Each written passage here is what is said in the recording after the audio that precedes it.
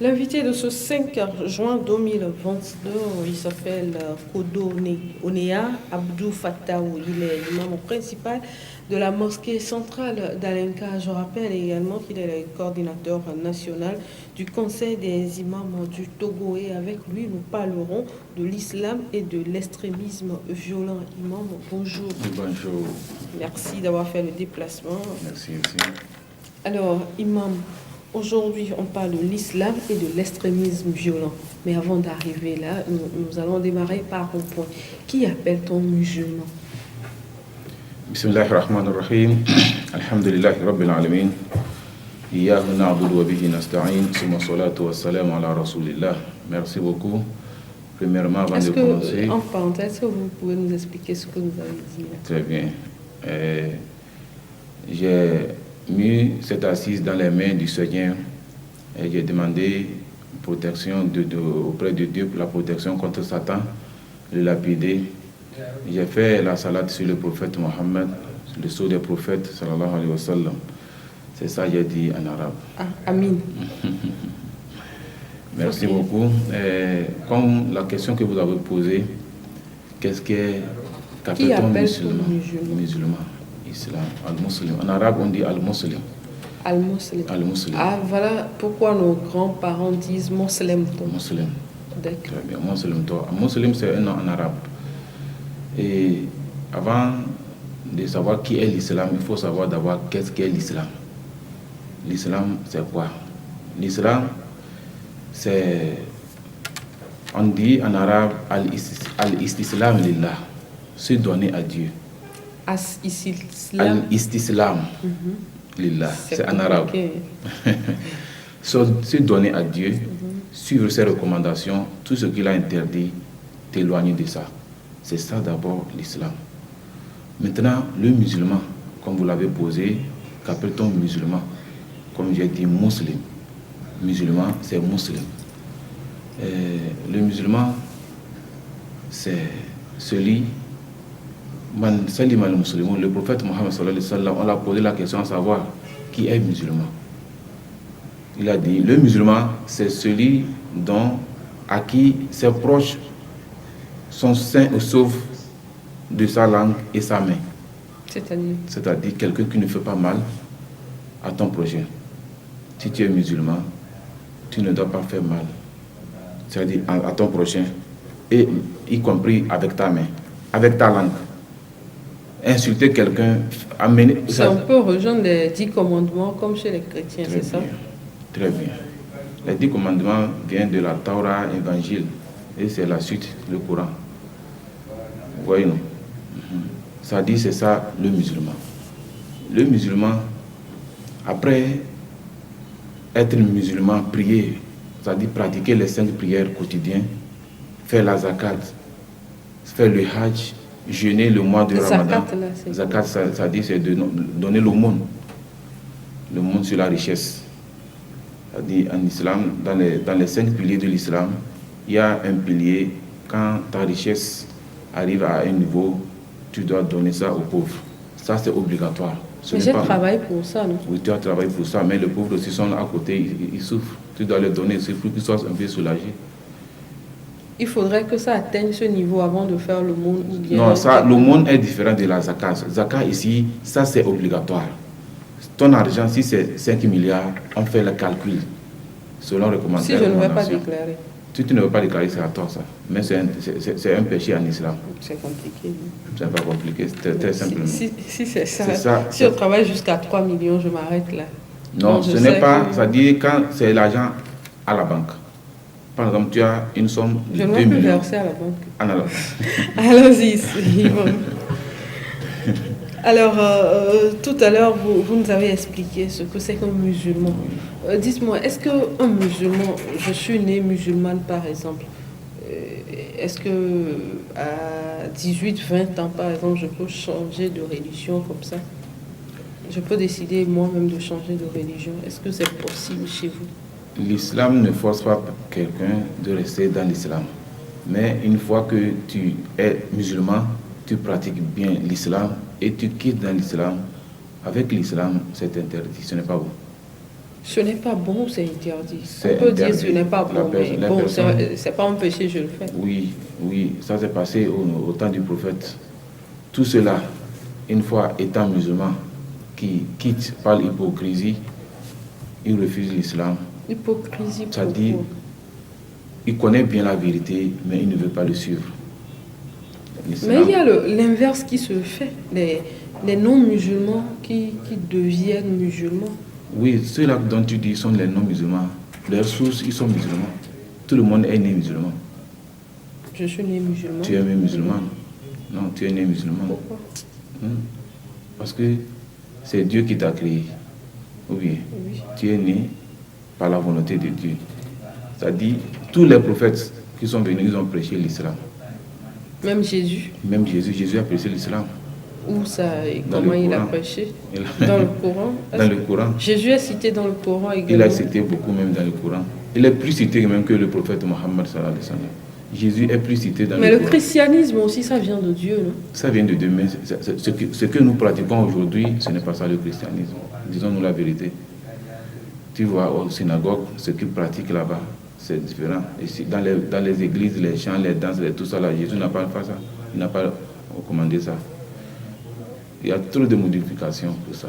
Bon, je crois Donc que- c'est... Non, non, non, non, non. Nous sommes là pour ça. Donc Ok. il faudrait nous expliquer. Donc c'est parce que les gens ont modifié ce qui se passait dans le temps que vous pensez qu'à la base, nous sommes tous musulmans. Oui, à la et base, qu'on ne ce devait qu'on pas pense. changer. On ne pense pas qu'à la base, c'est ça. Donc à la base, nous sommes tous Tous musulmans, vu ce qui se passait dans le synagogue. Vu ce que Jésus a prêché, nous sommes nés musulmans tous. C'est après que Ça- tout le monde ça- déraille. On va dire ça hors antenne parce que moi je soutiens que Jésus il n'a pas prêché ça. Hein. Jésus Mais a bon, prêché l'islam. bon, on va voir ça hors antenne. Alors dites-moi, comme chaque religion, il y a des lois qui régissent le secteur. Chez les chrétiens et catholiques par exemple, on dit il faut faire ci, il faut faire ça, il ne faut pas faire ci, il ne faut pas faire ça. C'est les protestants, c'est la même chose. Oui, c'est toujours chez les protestants, mais ceux qui sont un peu pointus là, ils disent qu'il y a des choses que vous ne devez pas faire et autres là. Chez vous, c'est comment? Il y a une loi également. Le Coran, tout le Coran, dans son entier, c'est les lois. Ce sont les lois. Les recommandations. Le Coran est divisé en trois parties, trois grandes parties. Il y a les recommandations, les interdictions et le Coran, la troisième partie, nous parle de l'histoire, de ce que nous n'avons pas vécu, mais de l'histoire. Tous les prophètes, tout ce qui s'est passé, la manière dont ils ont vécu, comment le Coran parle de ça, et il y a les recommandations, il y a les interdictions. C'est ça. Ça dit, comme dans toutes les religions, dans toutes les écritures saintes, le Coran a des recommandations qui recommandent aux musulmans. Et il y a certaines où il ne faut pas dépasser. Il y a certaines aussi interdictions. Ici, il ne faut pas t'approcher. C'est ça. Alors, il y a des interdictions Oui, qu'il faut respecter. il faut respecter forcément. Et autres là, dites-moi, parmi ces interdictions, le mariage entre un chrétien et un musulman, c'est possible? Le mariage entre musulmans et chrétiens, c'est possible. C'est possible. Ça, ce n'est pas une interdiction, c'est possible dans le Coran. Donc Mais pas à condition. là, c'est pas possible. Hein? C'est possible. La condition, c'est quoi? La condition, c'est que tout le monde est libre de pratiquer sa religion, mais au cas de décès, si l'un d'entre vous dévansait l'autre, l'autre ne va pas hériter son prochain. Par exemple, si la femme... C'est méchant. Non, ce n'est pas méchant. Parce que l'héritage, c'est la Même si religion on qui est donne. marié devant la loi. Devant la loi, il y a quelle loi à part la loi de Dieu? Non, la loi qui régit notre pays. Oui, c'est ça on dit non. Avant que on aille, c'est-à-dire avant que le mariage entre musulmans et chrétiens ne soit permis, il y a des conditions. Il faut remplir ça d'abord. Si la chrétienne qui veut marier à un musulman, vous comprenez, avant d'aller à la loi, La loi ne nous force pas. C'est nous-mêmes qui nous donnons à la loi. C'est nous-mêmes qui tendons les mains à la loi et la loi menote. Et puis c'est fini. Vous voyez, non? C'est comme ça. Là, il y a des conditions. Ce n'est pas simple comme entre chrétiens et non, chrétiens. Mais apparemment, vous n'avez pas tellement répondu à ma question. Disons-nous, Frédéric, par exemple, il est chrétien ou bien il est musulman. Pourquoi je dois toujours prendre mon exemple? Frédéric, il est musulman. Oui. Je suis chrétienne. Oui. Est-ce que le mariage, il est possible à condition que, à son décès, par exemple, je touche du doigt, je n'hérite pas de ses biens? Oui, c'est possible. Et maintenant, l'inverse. Si j'étais musulmane et que lui, il est chrétien. C'est la même chose. C'est possible. C'est possible. Vous laisserez votre fille aller chez un non-musulman? Là-bas, le problème, c'est que quand une fille va chez un non-musulman, forcément, elle va finir par être chrétienne. Parce que d'habitude, c'est l'homme qui c'est-à-dire qui est au volant, ou bien je mens. C'est l'homme qui dirige. Vous voyez, non? Il y aura certaines choses dans le mariage qui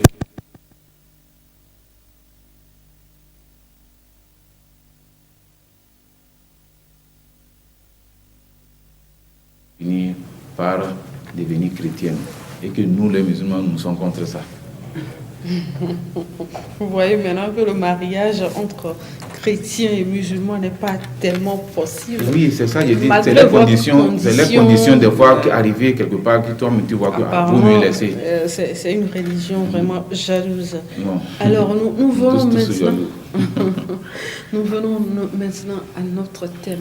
Au jour d'aujourd'hui, on assimile l'islam à la violence. Merci beaucoup. L'islam est très loin de la violence.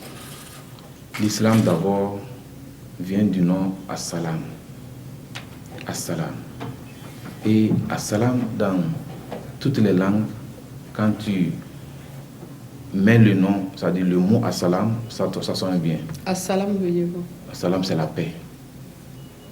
As-Salam alaikum. As-Salam alaikum, oui. Quand on te dit As-Salam alaikum, que la paix de Dieu soit sur toi. L'islam, la religion déjà qui a son nom comme la paix, pourquoi elle va encore faire de la violence? C'est faux. L'islam n'est pas synonyme à la violence. Maintenant, vous, en tant que pratiquant, en tant que musulman, quels sont vos ressentiments quand on assimile votre religion à la violence? Oui, ça, c'est le monde qui est comme ça. Sinon, nous sommes contre et à chaque temps que cela se passe... C'est le monde qui est comme ça. C'est le monde qui est comme ça. Vous laissez faire? Non, on ne laisse pas faire. Nous prêchons dans les mosquées, n'importe où. C'est-à-dire, nous prêchons la paix.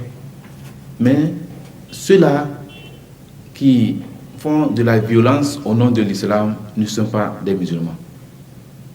Ils ne sont pas des musulmans, à vrai dire. Sinon, un musulman ne doit pas accepter tuer son prochain innocemment comme ça. Non, ça c'est pas de l'islam. C'est très loin de l'islam. Et quelqu'un qui fait ça n'est pas musulman. Nous ne le voit pas comme musulman. Mais le problème c'est que les gens font ça au nom de l'islam. Et c'est pour salir le nom de l'islam. Et ils ne pourront jamais le faire. Ils ne pourront jamais salir l'islam. Il y a un jour, moi je n'ai pas assisté à la scène parce que c'était vraiment violent. Il y a eu des tiraillements entre eux. Et puis le jeune homme il a dit qu'il peut poignarder l'autre facilement. On lui a dit pourquoi il ira à la mosquée faire ce que vous faites là. L'ablution. Et quand il va faire ça, c'est fini. C'est faux. Il est pardonné. C'est faux. Quand un musulman tue quelqu'un comme ça innocemment, ça dit ça punition. C'est-à-dire que ce n'est pas innocemment, on ne sait pas qui a provoqué l'autre. Non, mais la provocation ne peut jamais amener à la tuerie. Vous pouvez vous quereller, tirailler, mais ce n'est pas... Ça se rendre à la justice. Avant de tuer quelqu'un comme ça en islam, il y a la loi, la justice doit trancher. C'est-à-dire, avant de donner la peine de mort. Et ça, ça n'existe pas. Et ça, ce n'est pas seulement en islam. N'importe où, dans d'autres... Il y a certains actes, quand tu poses ça, c'est-à-dire, il faut la mort. il faut compenser ça par la même chose. Vous voyez, non? Ça, ce n'est pas de l'islam. Quelqu'un qui dit, je peux l'utiliser, aller à la mosquée, faire de l'ablution, il ne connaît pas sa religion. Et ce n'est pas l'islam qui pratique. L'ablution ne peut jamais pardonner. Ça dit, c'est l'acte là. Tu ne peux pas tuer quelqu'un, aller faire l'ablution. Là, c'est l'ablution, ça efface quoi au juste? L'ablution efface, par exemple, tu sors en marchant, tu as touché quelque chose qui est mauvais. Comme quoi? Ça dit les microbes. Par exemple, l'ablution déjà, c'est une mesure barrière. Ou bien, la fois dernière, quand Covid est arrivé, quand Covid est arrivé, maintenant, on a posé des barrières, des mesures barrières, et ça faisait partie déjà de ce que nous pratiquons depuis des années. Ou bien, ça dit laver les mains régulièrement. Ça fait déjà de deux aussi. L'ablution pardonne, selon le prophète Mohammed sallallahu alayhi wa sallam, le prophète de l'islam.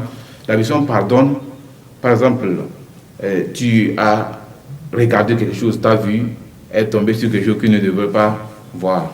Quand tu fais l'ablution, moi, je n'aime pas quand vous dites les choses à moitié. Comment à moitié? Tu as posé les yeux sur quoi? Il faut appeler les choses par le nom. Ce que tu ne devrais pas voir.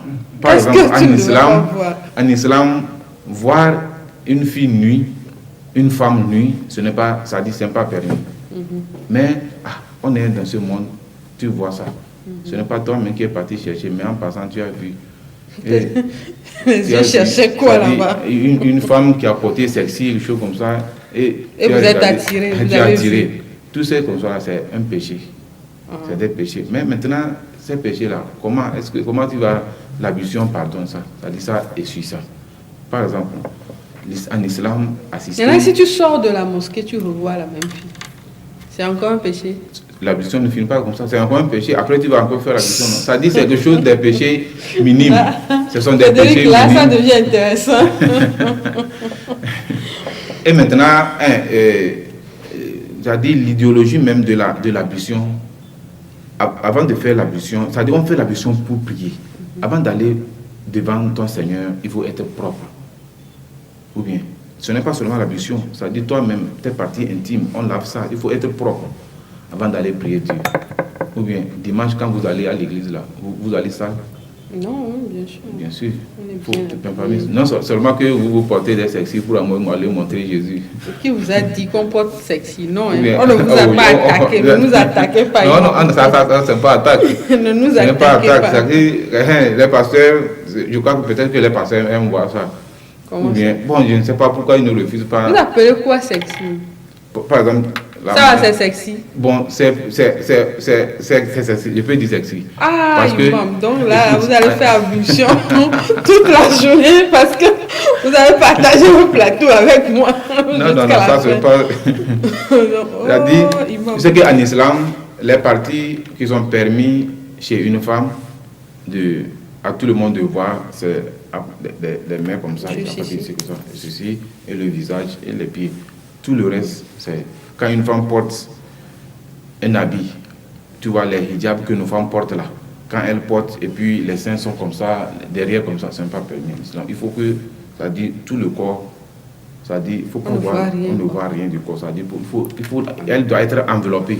Donc la prochaine fois quand vous serez sur ce plateau, je vais faire un effort pour acheter les hijabs là et porter. C'est mieux, non? Ça tombe bien. Pour que vous ne tombez pas dans la tentation. Alors dites-moi, à part les prédications et autres là, est-ce qu'il y a des actions, d'autres actions que vous menez pour qu'on dissocie l'islam de la violence? Oui, il y a des actions que nous menons. Par exemple, la fois dernière, on a été à Tchamba pour un séminaire du conseil des imams, tous les imams, à peu près les imams viennent de tous les pays, pour parler sur l'extrémisme violent. Quand ça s'était produit à Dapaon, on a regroupé les imams pour leur parler, c'est-à-dire de faire comprendre à la population que l'islam, ce n'est pas la violence. Et certains, pour que ceux-là qui font ça, il faut savoir qu'une fois que quelqu'un crie Allahu Akbar, il tue ou bien il s'explose, lui, l'islam, c'est-à-dire il n'a même pas un lien avec l'islam. Justement, vous avez lâché le mot Allah Akbar là. Allah Akbar, ça veut dire que Dieu est grand. Dieu est grand. Allah, c'est le nom Dieu. Akbar, c'est le plus grand. Ça dit le plus grand. Dieu est le plus grand. Dieu est le plus grand. Oui. Et maintenant, quelqu'un qui dit Dieu est le plus grand, il s'explose. Il s'explose. Ça n'a pas de sens. Toi, tu vois, non? Ça n'a pas de sens. Ça n'a même pas de sens. C'est très loin. Mais quand vous suivez un peu les reportages, on dit que c'est pour étendre l'islam que les gens font ça. C'est faux. C'est faux. Je dis, hein, il faut mener les enquêtes. Vous êtes des hommes de médias, journalistes. Il faut... Oui, ce que nous voyons disent toujours c'est faux. Mais... Oui, c'est ça que je dis. Il faut même faire vos recherches. Ça dit, l'islam, la violence, là, qui sont ceux à la source, qui sont ceux-là qui font cette violence. Par exemple, dans des pays proches de nous, quand on a arrêté les gens comme ça, ils ne sont pas des musulmans. Certains qui font ça, ils n'ont jamais prié. Mais on salit votre image. Mais oui, pourquoi on salit l'image? Parce qu'ils voient que l'islam est en train de propager dans le monde un peu partout. Mais une fois qu'ils font ça, c'est en ce temps même ça donne l'opportunité à beaucoup de gens de se convertir. Tu vois, en France, l'islam, c'est-à-dire le taux des musulmans est encore plus élevé ces derniers temps. Quand, une fois qu'on attribue, ou on fait un acte, on pose un acte au nom de l'islam qui est mauvais, tout le monde comprend vite. Et certains se posent la question à savoir pourquoi c'est l'islam qu'on veut salir. Ça veut dire que si on veut salir l'islam, ça veut dire qu'il y a quelque chose là-bas. Ils vont faire des recherches, finalement ils verront qu'il n'y a rien de négatif. Mais il faut mener d'autres actions plus concrètes pour qu'on va donner des propositions. Quand on accepte, on évite ce genre de choses. Moi, je ne peux pas vous donner des propositions ici, peut-être en offre. Mais ici, c'est vous qui répondez à mes questions. Donc, ce sera un peu difficile. Alors, Imam, nous arrivons à la fin de notre entretien. Mais dites-nous, on dit souvent secte Boko Haram. Haram, d'abord, apparemment, ça veut dire péché, non? Non, haram, c'est ce qui est interdit. Interdit, c'est ça. Haram, ça veut dire interdit. Maintenant, on dit secte Boko Haram. Oui, secte Boko Haram, le secte là est né au Nigeria. Et au Nigeria. C'est un groupe proche de la secte Boko Haram. Ça dit c'est un secte. Ce n'est même pas proche de la secte. Ça dit tout ce qu'ils font n'est pas recommandé par l'islam. Ils disent Boko